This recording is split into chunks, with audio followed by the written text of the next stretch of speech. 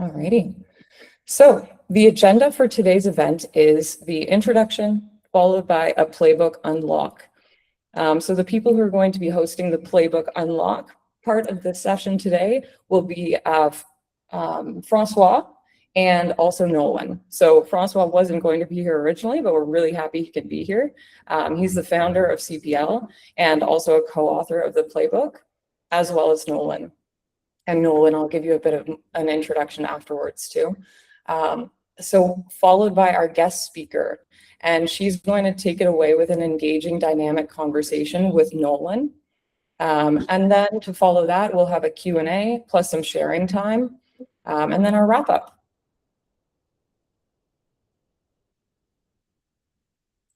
So why have we created this series? We're here to bridge the gap between theory and practice. CPL has created an amazing playbook, and we'll share the link for that after. We want to bring this to life using real-life examples of best practices for product leaders.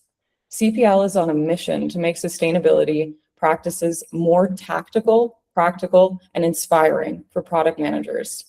And what a better way than to use real-world examples of people doing exactly this. So to start, I'd like to give a brief introduction to our speaker for today, Audrey Duet. She's a Chief Product AI Officer, board member and advisor at the World Economic Forum, leading voice on responsible AI productization and AI's environmental impact, and a contributor to the Build Sustainable AI Products chapter of the CPL playbook. So thank you, Audrey. Thanks, Mick. Just a little correction. I'm not on the board of the World Economic Forum. I'm just, I work for the World Economic Forum as their head of AI and data innovations. And I'm part of the Center for AI Excellence. That's it. Perfect. There we go. Thank you for the correction. No problem. And just to introduce Nolan a little bit as well here. And Francois, I apologize, I didn't write up anything about you. But yeah, as everyone knows, you're the CPL founder. So for Nolan, she is a climate product veteran, consultant, advisor, and speaker. Used to work with PayPal and SoFi, founder of Carbon2C, a digital sustainability practice, Green IO US lead, and Green Software Foundation volunteer, and also a CPL co-author and ambassador. So from here, I'm going to kick it off to Francois, and I'll let him introduce climate product leaders. Hi, team. Hi, everyone. Emike, how long do I have for those slides? Maybe like 2 minutes. Is that okay? Yeah. Yeah, fantastic. Just give me 1 second. I have a puppy at home that is playing with furniture, and it was like making a lot of noise here, so I wanted to spare you with that. But long story short, I co-founded CPL with Antoine Cabot almost 3 years ago now, and it came from the observation that there were a lot of playbook and guides that were existing for developers and engineers and designers, but none for product managers and product people. So basically, CPL and the first version of the playbook came from that inspiration of having content that would be catered to me as a product lead, and product people in this field for 15 years. And so it came from that. So by no means we created everything from scratch, but we kind of looked at everything that was existing in terms of best practices, and we compiled it with the product people in mind. And so since then, we launched the second version of the playbook last year with the help of some of you in the call, Audrey and Nolwenn, and maybe others as ambassadors. And we included use cases and case studies that would be able to inspire people to take further action. And then now we're on top of raising awareness and displaying those best practices, we're in a mission to create courses that we will talk about later to even further our impact and help product people to incorporate climate consideration into their job. So that's more or less what we're going to share the link, and maybe it's already being shared, but that's kind of why CPL and what we've done so far. Yeah, I think there's another slide with like a key fact, but yeah, the first version was launched in 2023.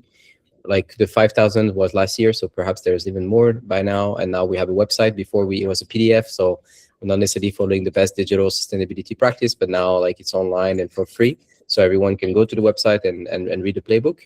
And we had like a great reception globally, so we were very grateful of that. But also all the volunteers and ambassadors that worked, with CPL and keep working with CPL to create events such like this one today. So thank you so much for Mike and the whole team to organize the event, and Audrey and Nolan for sharing your wisdom with us today. And I'm excited to hear. So I'll leave you the mic. Hope it was not too long. Great, thanks, Francois. Nolan, I'll to you. Yeah, sure. So you're maybe curious why we wrote a second playbook, why we didn't stick with the first version. And as you know, a lot is happening.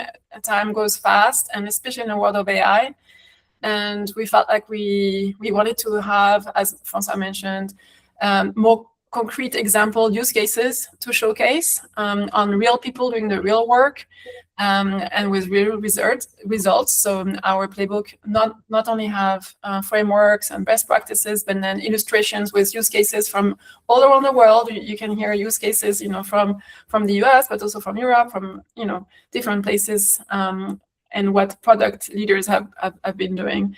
And then the new focus was really AI. In the first version, there was very little about AI, and we thought like, we needed, with the advent of GenAI, to give more directions and help and tools for GenAI. So that's why we launched this. You can maybe go to the slide where we see, yeah, exactly. Thank you so much, Mika. So just an overview of that playbook, of our playbook called Sustainable by Design, a playbook for product managers. We have 6 chapters and 38, best practices, but the first one is around embed sustainability everywhere in our rituals, but in our philosophy, everything we do having sustainability in mind. Build sustainable AI products, which we'll cover today. Use your influence, so practical methodologies to influence all the stakeholders in your company to do the right thing. Discover mindfully, design frugally, and become carbon aware. And I will go a bit quicker on who Audrey is. We mentioned that she had been in her career a chief product AI officer, a board member, and an advisor. Today, she's the AI and data innovation head at the World Economic Forum. And as I mentioned before, we've been co-writing these books under her leadership. She was the chapter lead. So she has many hats here on this conversation, but she's a real practitioner of AI. I've known her when she was really doing the AI work in a startup. So with that, I'm going to ask her a few questions, and then we're going to open it up to everyone to ask more questions. And not only do we want you to have the opportunity to ask questions to Audrey, but also we would love to ask you questions really on your practices, how useful the book is, how can we make it better. So we'll have space for that as well. But the first question I have for you, Audrey, is how did you get interested in sustainable AI? You were already in AI, but what's sustainable AI? What was your journey? Was it important to you? Thanks, Nolan. I love the fact that you're saying she was really doing AI because she was in a startup. Yeah, hands-on. Yeah, it is really hands-on for sure in the startup world. My background is over 20 years of digital product development. I started even 25 years now, without dating myself. But the main part is that I started to focus on AI over 15 years ago. So I really went from developing product from early NLP, so NLP, natural language processing. I did a little bit of computer vision, but my specialty is really language and machine. And that leads to what we know today, generative AI, LLMs, and even today I work on word models now because that's the intelligence and the race towards the AGI, artificial general intelligence. I did that for startups up to 500, Fortune 500 type of companies. So I have a pretty good understanding of what is the technology, what it can do, and its impact. So I guess the real interest that I started to have in sustainability started when I had my son. That was one of the biggest milestones, I have to admit. And my shift, I've always focused on cutting edge technology to augment the human potential. That was my positioning. But when he was born, I'm like, are we really building towards a future that we want to live in? Because I was looking at him and I was looking at next generation. So that question really started to bug me. And I started to think about sustainable AI and AI for sustainability. I've always been developing product lean way, but it really was obvious that AI would be very greedy on many resources, not just energy, by the way. It's also water, but metals and a whole lot of material. So 3 years ago, started to look into climate science and mainly also software for climate and AI for climate. And after that training, this is where I actually met you, Nolwenn. And today I work for the World Economic Forum, like I was mentioning.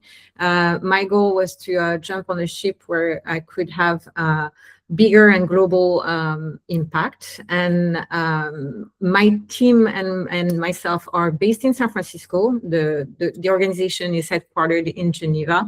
But my goal from San Francisco is really to ensure that AI is built, deployed a responsible way.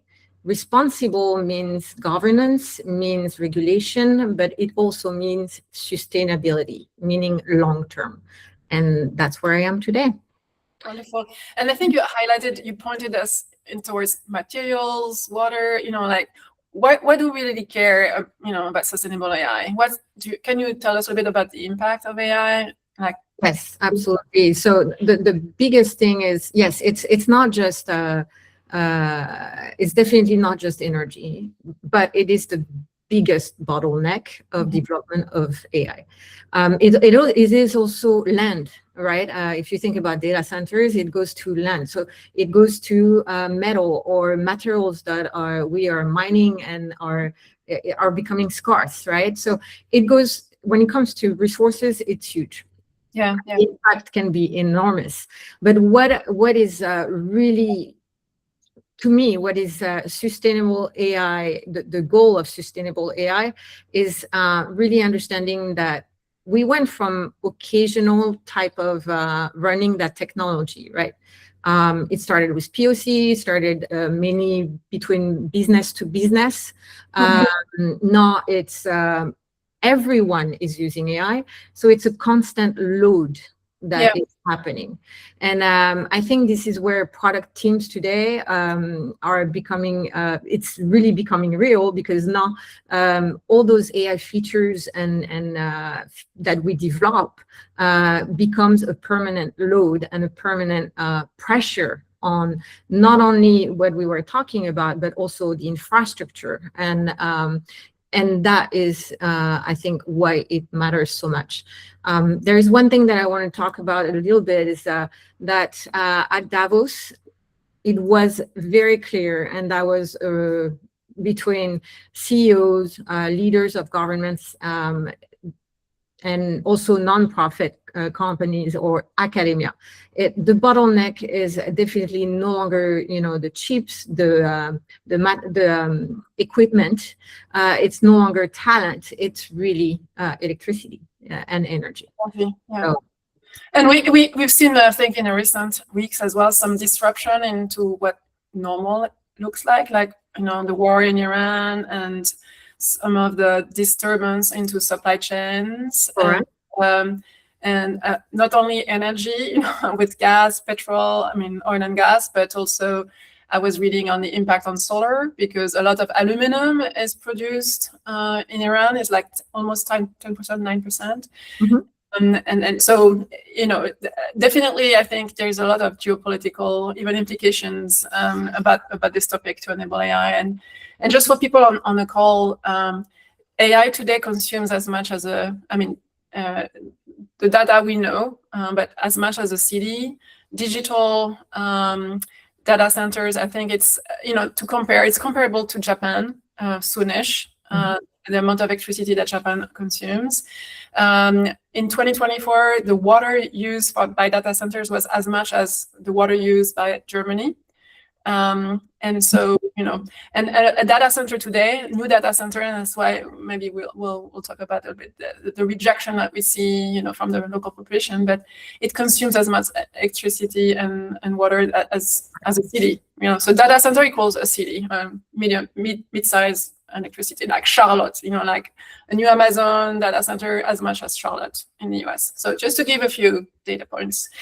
But yeah, so moving on maybe to our next question, what do you think were the key highlights in a chapter we wrote last year that are most relevant right now? So I think most of it was very important, but I would select 3 of them.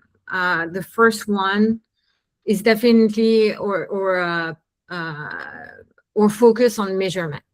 You cannot manage something that you cannot measure. And I think those measurements are completely vital. And they should be actually at the product level, not just at the model level, not just at the infrastructure level, but it should be incorporated within the life cycle of a product, the full life cycle of a product. And that can actually also include hardware, not just, software, right? So there is a lot to think about. And that measurement, I think, is also one of the weakest points that we have today. It's a very hard one to do.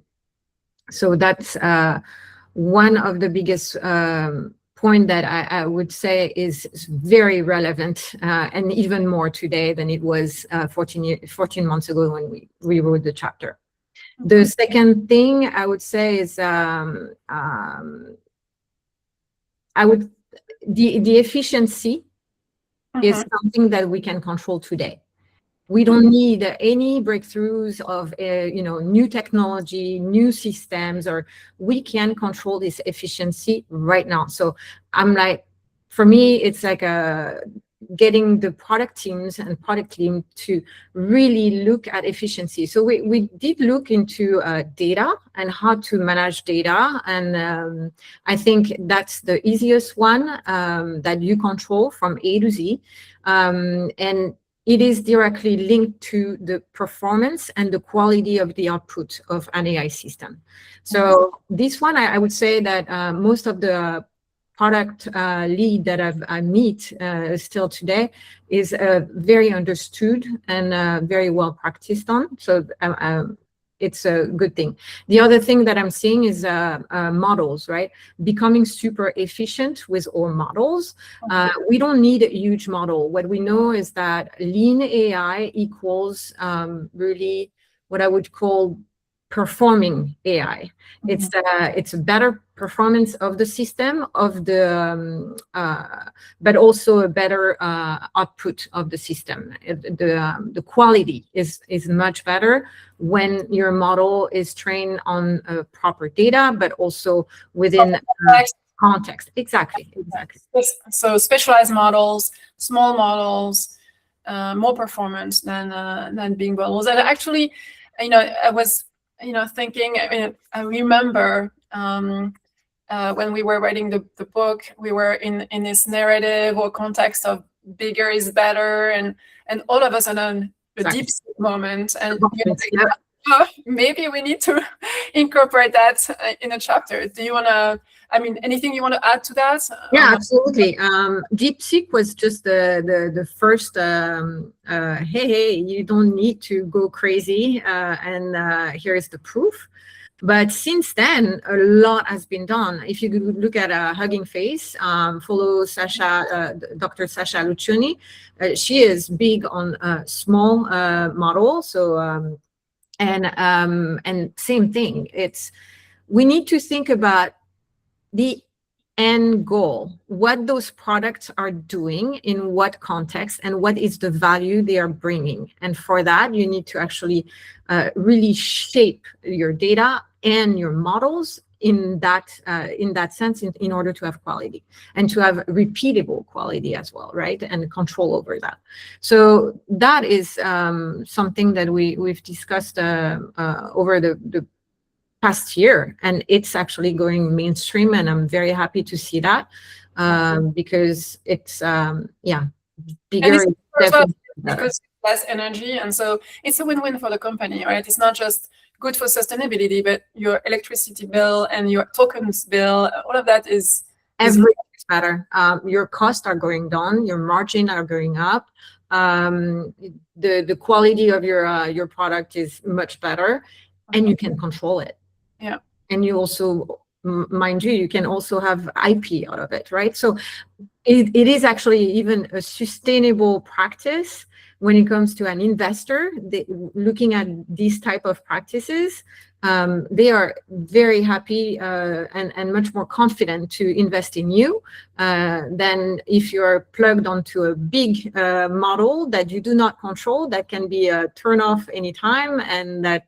So it is actually creating also sustainability for the product owner, right? Yeah. And so maybe 1 year in, and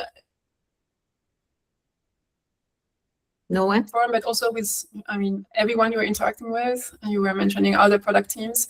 What do you see is still the biggest gap between what we recommend in our chapter and what product teams are able to incorporate in their practice when they are aware? Maybe there's also a lack of awareness still, I don't know. Yeah, thank you. So it's something that we approached, but we just scratched the surface, I think, in the chapter.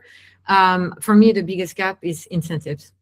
Oh yeah, it's many product teams today are rewarded to speed, and speed to market is definitely something that we all have, and it's a pressure. And also adoption, a lot of users on your platform. So those are rewards, and those are the incentives that product teams have and face. Mm-hmm. It's in no shape or form linked to a long-term impact and long-term value. So I think this is really, if we could align our product design to a much broader and lasting value, that would be fantastic. But we also need to have incentive to do that, right? And not being pressured to be. So that's what I think is big. But I'm also seeing, because it's becoming mainstream at all level on all agendas, from government to startups. I also see some shift, and I'm hoping that it will stay. It's like getting big hyperscalers to actually start, paying. You're using a lot of energy, so you're going to pay for the infrastructure that you're putting up, and you're going to share that infrastructure with the consumers. And so I'm seeing some win-win situations that are starting to bubble up. Also for the data centers, they do have a lot of bad impact, but when they are done with the community that will welcome them, and when they are done with a partnership, then it changes the whole game. I just met a company in a Japanese company that is developing data centers, and they were explaining that this winter they had one data center in Germany built, and the heat that the data center produced was actually allowed the community next to it to have heat, free heat during the winter. So we are starting to see some nice exchange between what is consuming the resource and what is producing the energy, and consumers that are impacted. Yeah, and avoid waste whenever we can. Exactly. Everything is like also super. I mean, it's local. Like I've heard like in Europe, it's easier, quote unquote, to do this kind of construct because everything is much smaller and concentrated. You have more people, so data centers are closer to cities and not maybe lost in a desert, like maybe in some places in the US. I do see data centers builders that are looking also at specific region where there are lots of water, cool water, or the climate is super cold, or so it's starting to actually also play with what the planet can offer. Natural for optimize for real constraints and not just like saying, I'm gonna be here. I think it's still not incentivized enough. It should be more incentivized. So I think that's the biggest gap that I'm seeing, is that we should see rewards to do the right thing. Yeah. And I mean, typically one big player of that is government, but right now we cannot really count too much on rewards this way, at least at the federal level. Still at states level maybe possible, but typically they're the holders of the carrots and the sticks, like that, Very true. But there is I think it's the Reader. I need to find that, but the administration actually just published a paper that is asking the developers, so AI developers, to pay for.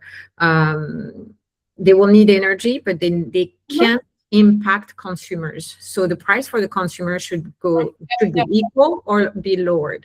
Yeah. So in that sense, and if that's not happening, then developers will have to pay. Yeah, so, no, I've seen that as well. So this administration has done. Well, even this administration, when money electricity price was like very high on the intention of votes and things like that. So anyway, we're talking a lot about the US, and I apologize for people who are not in that region.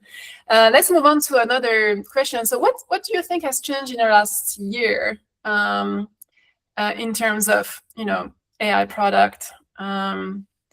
Anything you see on the product management role, developer roles? Very, very cool question. So one of the first thing that I've seen is, 14 years ago, I was telling you, oh my God, it's abundance. Everybody is experimenting with AI, right? I was so wrong. We were in a scarcity mode. Now we are in full blast abundance. But this is in production. It is from all businesses. Every consumer is using it. So it's like building AI is not everywhere, but it can be built by anyone. That's also the shift that we've seen. So, and that is that has a huge impact. It's changing the game completely. The second thing is, like you said, I see the product teams completely shifting. Their roles are shifting. They're blurring.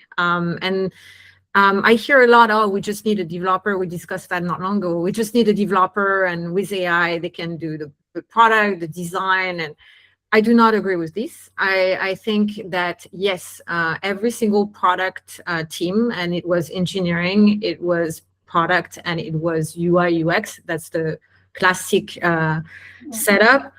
I think all those roles are still very important, and they are all augmented by AI, but that means that you need to really look at what your product is going to do, what is the value that you're bringing, and then you need to build the right hybrid team to do it.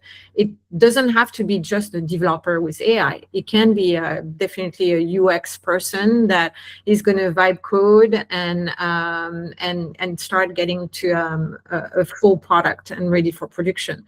Or it could be the designer or the product person, right? So, but it is we're going to experts with AI becoming more generalist. That's the shift that I'm seeing. I don't know if that's actually the feeling of the community or not. Yeah, maybe we can open. I mean, we go back to this question when we open it up for everyone. And I would say that one thing also is that, you know, with all this abundance and all those tools, one thing that is so important, and that's one of the things that AI cannot replace, it's judgment. And it's our judgment. Yeah. So that is very important to also understand. And we have a lot of judgment and decision to make for sure. Yeah. Yeah, definitely. And especially what I've heard also recently in the conversation is that, hey, you know, as people who care, not only about the climate, we really need to use those tools because we want to have a seat at the table and lead the conversation into responsibility, sustainability.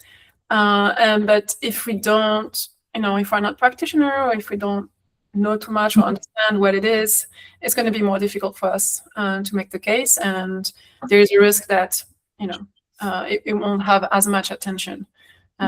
So. Yeah, being against AI is no longer a possibility. You have to go with the flow. Like I said, it's on all agendas. So it's even in our family, we're talking about it all the time. So or using it all the time. So that ship sunk. Here you go. We just need to really look at it and not do the right thing and really implement it. So focus on the value. And another thing is that we go to AI now and that was part of our chapter. AI is not the default. AI is not the default. There are plenty of technologies. We have it all, by the way, and plenty of technologies that can be applied. It doesn't have to be AI. Being informed when you're using AI, that is also another transparency element that might not be very strong right now, and we're really working on that because users, consumers need to know when there is AI in order to make the choice to use it or not. That also is part of this. Yeah. But it's going to be more and more difficult because if everything is embedded with AI, I mean, it's on your keyboard. I mean, you remember when we were saying, don't do a Google search it's on ChatGPT, and now you do a Google search and it's on the AI, right? Exactly. And in your Excel spreadsheet and everywhere. So it's going to be more difficult to avoid AI. But at least for sure, when there is something generated by AI, especially like videos, and that I think we should inform everyone so that there are not risk of political manipulations and things like that. Yeah, you're absolutely right. A little definition for everyone around the table. When I speak about AI, no, it's not just Gen AI.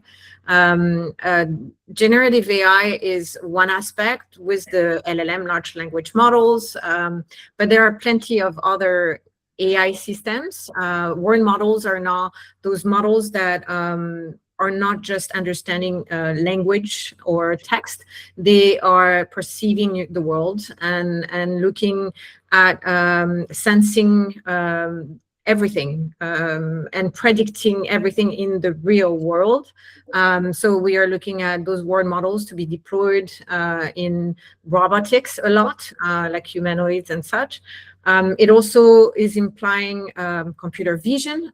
So there are plenty of, I wouldn't say discipline, but technologies in AI, and it's not just generative AI. Yeah. Thanks for the question. So maybe let's assume you're a product manager, maybe like some of us on this call, and you want to bring sustainability to work, the best practices. You've read the book, and where do you start? Is it a question for the I mean, where would you start if you were just beginning your journey? for me, the start is the data. It's always the data, but with your end goal in mind. Meaning you know what you want to build. You've actually really look at the fact that it is AI that can solve the problem that you're solving, and it will bring value. That's the first layer. So a huge some user research is needed, and really understand what you're building and for why. And once you answer that, you go to the data, and that's your first step. Where is the data? Where it lives? What shape it has? Is it clean or not? And then after that, you can talk about models, and you can talk about what will be actually your engine and your tech stack.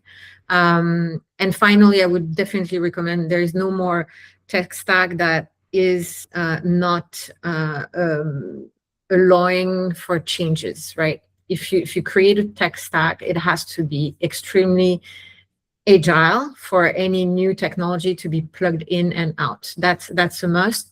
There is dependency on one or two technologies in your tech stack is not good, and that is what I've seen in every single IT department, product department. Everybody is really developing around being agnostic knowledge.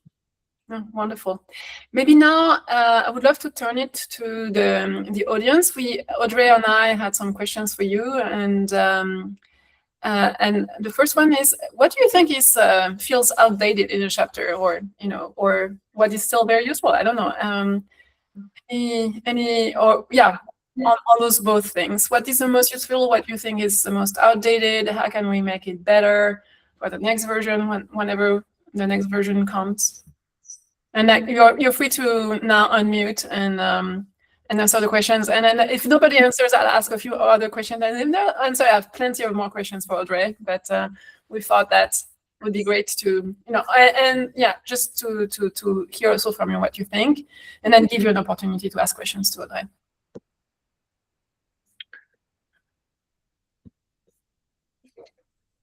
Maybe another question that I would like is, maybe one thing is, have you deployed any AI in the last 12 months? And did you use any of those principles, or let us know what happened? Just having a use case and examples would be fantastic.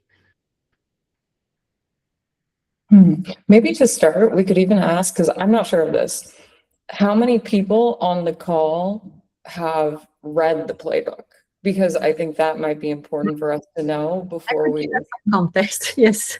Yeah. Yeah, and I don't know if you guys are able to share in the questions and answers link that we have up at the top. That would be great. Just say a simple yes or no. Or if you just want to unmute and ask your question, you can also raise your hand. Yeah, I said yes. You can do that as well. Okay, Drew. Tanya, not yet. Hey there. Hi, Drew. How is everybody? Good. How are you? Thank you for the great discussion. I really, really appreciate it. So context for my question, and the commentary is, you asked about what could make the content more approachable. I have not read the book, so just so you know, I don't have that download of what's in the playbook. But as a product manager, I think that the scaffolding that many of us will be familiar with are things like the product operating model and OKRs and things like that, because that's how we're trained. Those are probably the books that we've read. And I'm wondering if you could make some connection points between the content that we're talking about today, and as you identified, probably the most critical and crucial hinge in all of this is incentives. So I'm wondering if you can tie the concepts that you talked about today to the scaffolding that we're already working with and familiar with, like OKRs and product operating model and things like that. Yeah, I can give it a try, and Nolan, jump in whenever you want. So I would say that OKRs, the way we had it for product teams, are indeed skewing some of the sustainability objectives, and can be also a little obsolete, if not completely obsolete. And I'm just seeing it because I am working with what we call AI native companies, where the AI is actually really leveraged to create the whole company, but also the product or service that they're going to sell. So OKRs, the way we add them, which were about, potentially being able to push to production on a regular basis, or have a number of users and the adoptions and all that. I would say that the consumption of the product and users on a product are still very valid, of course, but anything that is linked to the way we used to work could become completely obsolete. So you need to rethink the ways of working, not as a linear ways, like just with a team of people, but it's that hybrid team now that we have, which is machine and human. And machine can do code or create designs or get all your marketing. So it can really impact the entire business. So your OKRs are going to change as well. Is that answering your question, Drew? And I'm going to let maybe Nolan add to it. Yeah, just before Andrew, I wanted to complement also some of it. So, for example, for OKRs, and that's one of the things we're preaching in the book, is that you should integrate your sustainability KPIs into your regular KPIs and have sustainability goals in your OKRs, so that it's part of the regular product business to have really sustainability embedded, and then, as Audrey mentioned before, it's like you need to start with a business question, and that's a typical product practices to say start with why, why, and what do we want to accomplish, what is the problem we want to solve, and so bring that, and then the next question is AI going to be useful for that, or we don't need AI, and which kind of AI? Is it a LLM? Is it more machine learning? Is this, or like a specific model, as we were mentioning before? So I would say have all your and then also, like we said, like in your agile practices, all your ceremonies, have sustainability in lens. So each time that you have a product practice, bring in sustainability in it. And in that sense, I think, and the book is advocating, Drew, on bringing sustainability into your product practices and archetypes and operating models and all of that. And to that point, incentive is coming from your organization, right? And you're lining up your OKRs towards those incentives. So if sustainability is not part of your OKRs, then put them into your OKRs so you actually get to shift the incentives from an organization point of view.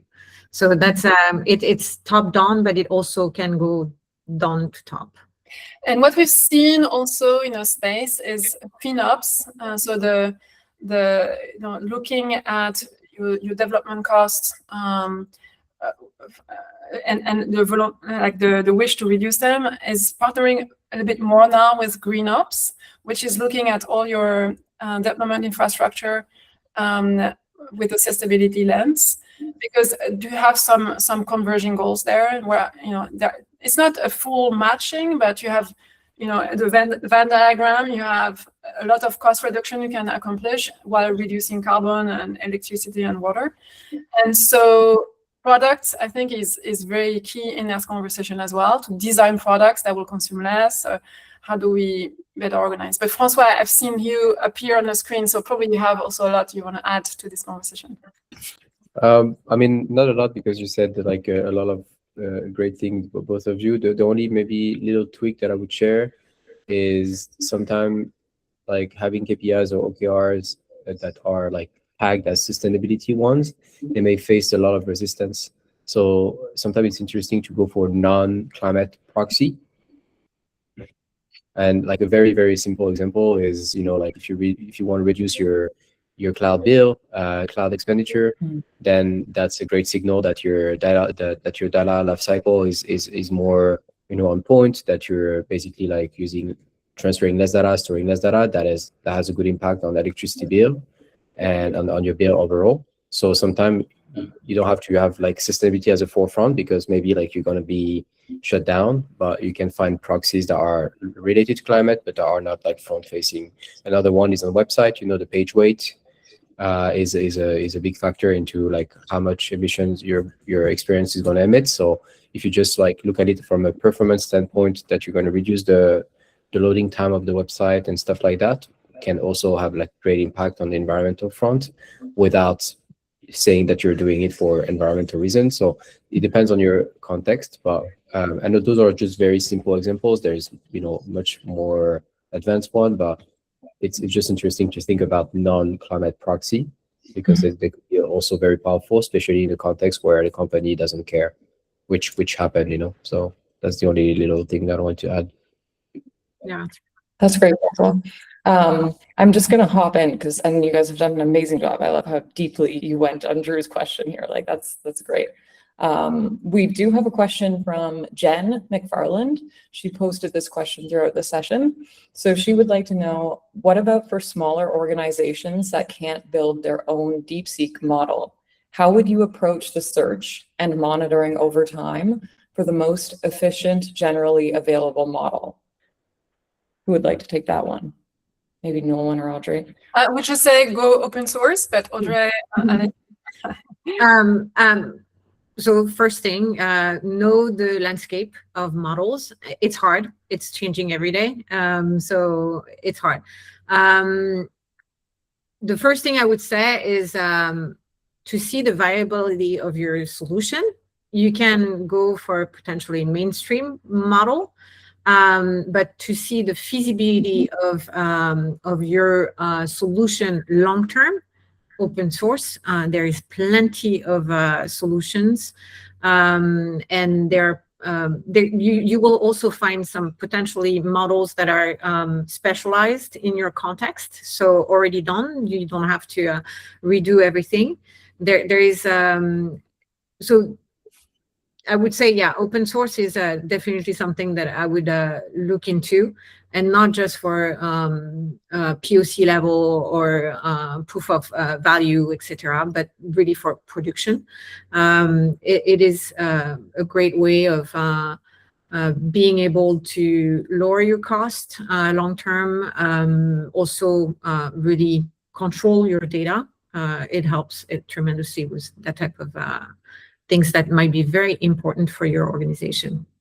And also, when you go open source, Hugging Face has done some terrific work comparing the carbon intensity of the models. So not only, you can see which one is going to be the most appropriate for what your needs, but you can also have an idea of the carbon impact of using those models with I think it's called the energy score on Hugging Face. Actually, Dr. Sasha Lucioni that led that effort, and it went out when we published our chapter. So they've done a fantastic work on really measuring the impact of models in general. And you have a lot of open source, and they are also specializing in those small model like we were talking about. So you will find a lot of solutions there, and you can compare. Their solution is able to get you to compare them. That's excellent. I just put a link to it in the chat in case people are interested. Also, this is one of the many amazing resources that you can find in the playbook, actually. So yeah, just another reason to read the playbook. All right, awesome. So did either you, Nolan or Audrey, have any more questions for anyone?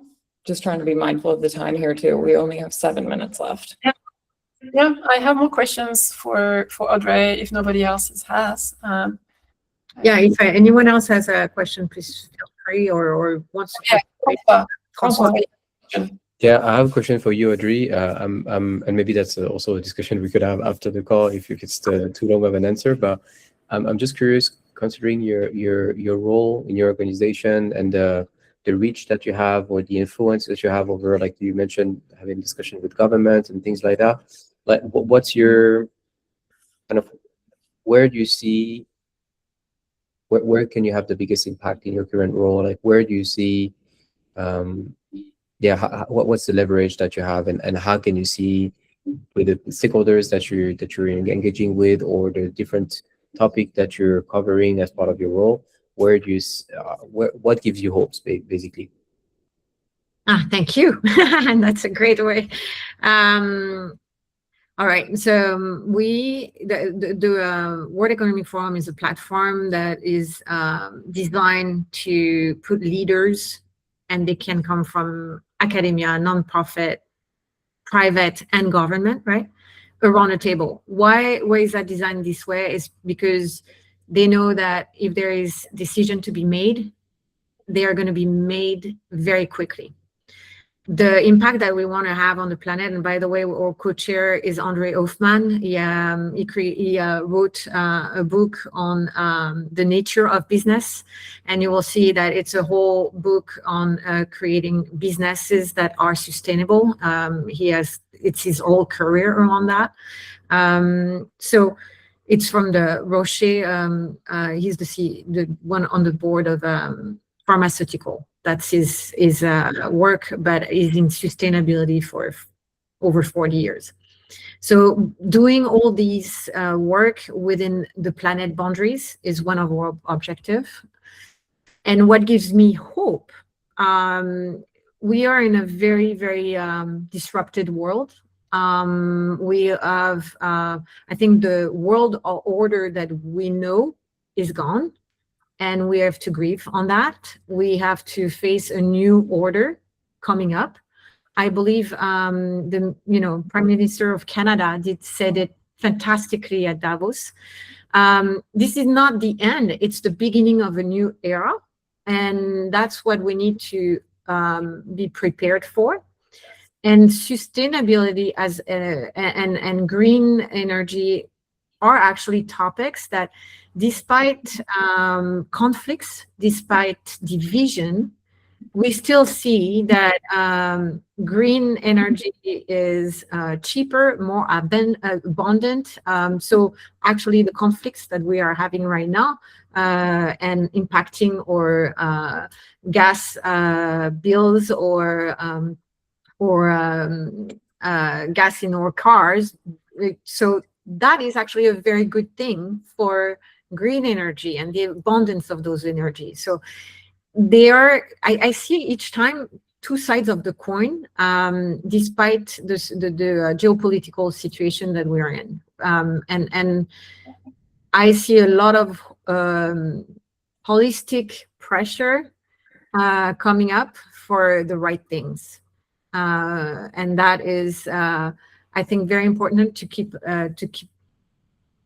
in mind, and all the little things that we can do at the product level and all the features that we are putting on the market can have a huge impact. It's a ripple effect.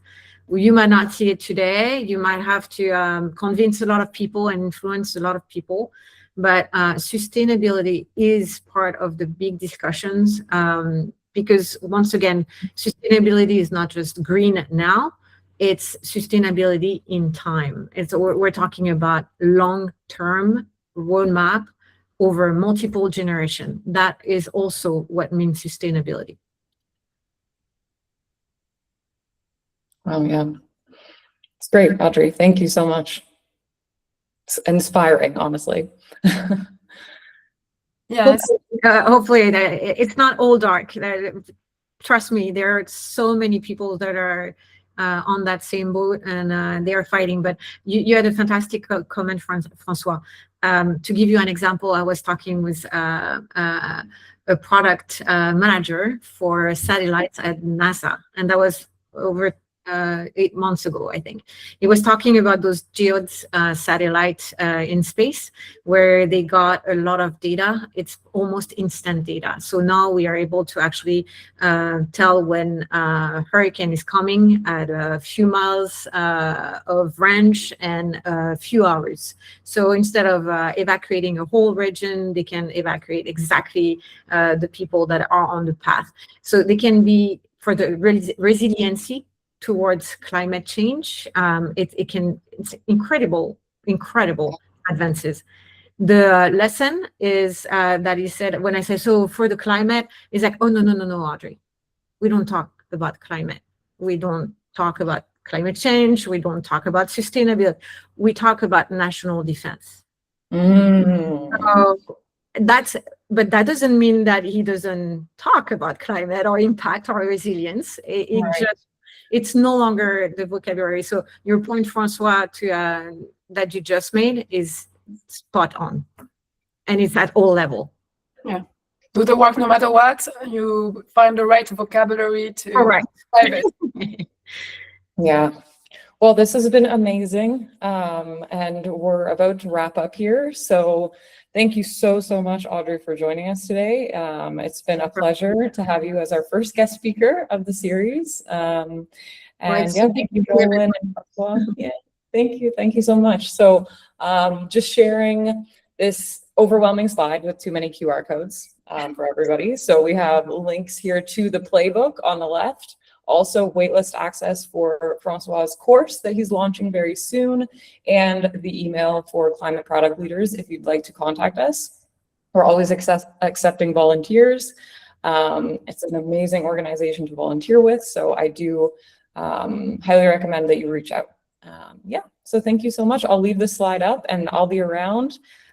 Thank you so much, everyone, and this is goodbye. We'll see you next time. See you soon, in about a month, right? A month-ish. About a month. Yeah. See you soon. Thank you, everyone.